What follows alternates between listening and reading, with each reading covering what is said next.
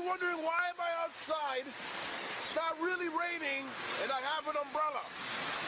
Well, there's some rain coming down, but that's not why I have the umbrella. I have the umbrella because earlier today, I was told that NASA has a situation up there where some satellite pieces are broken. So a bunch of little pieces are gonna come flying down and one big piece. Now, with my luck, and because I live in the armpit of Mississauga, I'm figuring the big piece is gonna land here. And that's pretty much why I have the umbrella. Okay? I've been losing a lot in Proline, so I'm figuring with my luck, it'll probably land here. So I figure, why not make a will and testament video in case I get hit with the biggest piece of satellite. I would like to leave all my Care Bears to my manager, Marina, because I care. And I'd like to leave my favorite bike to my mom. Although she's the one who bought it, I figure I'll just give it back. Okay? And, everybody saw that car.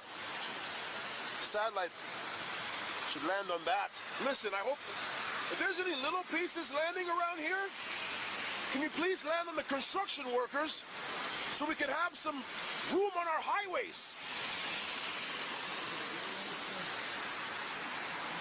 Is that a fucking satellite?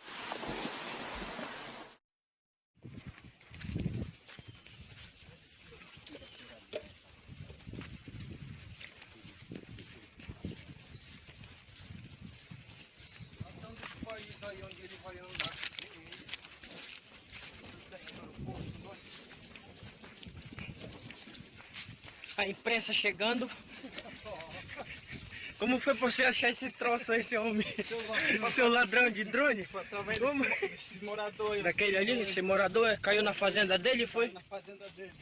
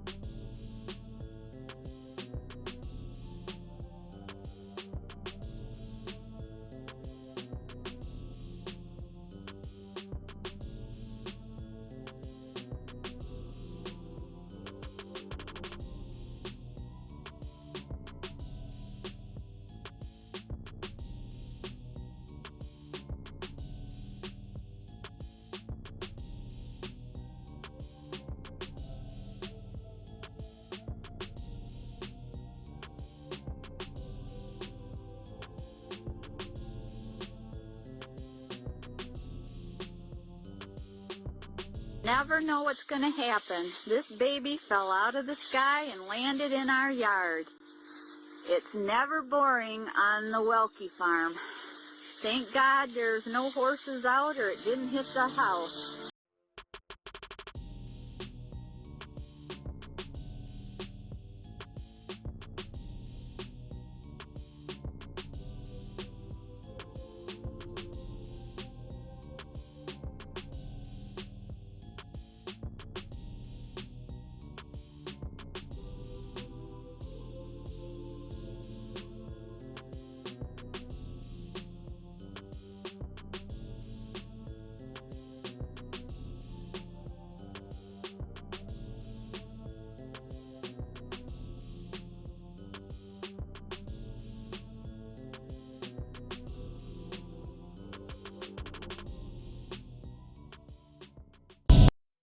Inside the massive hangars at Moffett Federal Airfield, Google is attempting to do something that balloon experts deemed impossible: deliver high-speed internet access to the most remote corners of the globe. This is something that has never been asked of balloons before, to be reliable.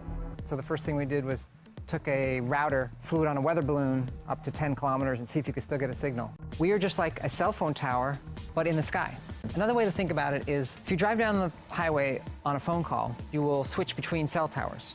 And as one balloon goes overhead, another balloon comes in range, and you're switching between one balloon to another. The balloons today can cover 5,000 square kilometers on the ground. You can get 15 megabits per second to your phone, or if you have a little MiFi device, you can get 40 megabits per second from the balloon. I remember when we were building balloons and they would go up and pop and come back down. We do a lot of different tests with balloons built in different ways. They might be a different shape, they might have an extra feature, we might change the dimension of a feature and try and figure out what works and what doesn't. Our longest lasting balloon was up for 173 days until we brought it down. Now we've gotten to the point where most of the balloons will last over 100 days. This balloon has a constant volume, and there is helium in it. We have another balloon inside the balloon that we fill with air. Just That's what happened. And the balloon is going to go down. It's easy to steer the balloon. You go up, use this wind, then go down, use this wind, and go up. Over the last 6 months, Google has run tests with Vodafone, Telstra, and Telefonica. It's too expensive to build wires and cell towers and fiber optics out to all these remote rural regions. It's still early stages in our project in terms of figuring out how big it can grow. It's great for bringing internet to 4 billion people on Earth who don't have it. An inflatable plastic balloon satellite, 100 feet in diameter, tall.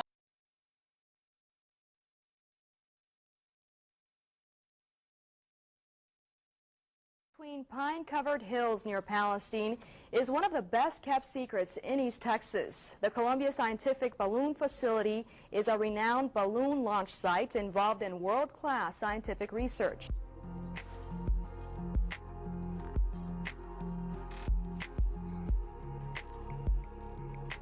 The data that we get, the scientists get rather, is used all around the globe.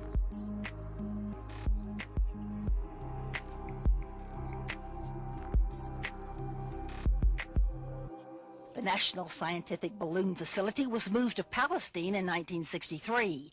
It has recently been renamed the Columbia Scientific Balloon Facility in honor of the Columbia crew and is under the sponsorship of NASA. When I first came to work here, it was we were launching a lot of small balloons, 11 million cubic foot balloons and 4 million cubic foot balloons. But as time progressed, we got to launching the bigger, heavier balloons that lift 8,000 pounds.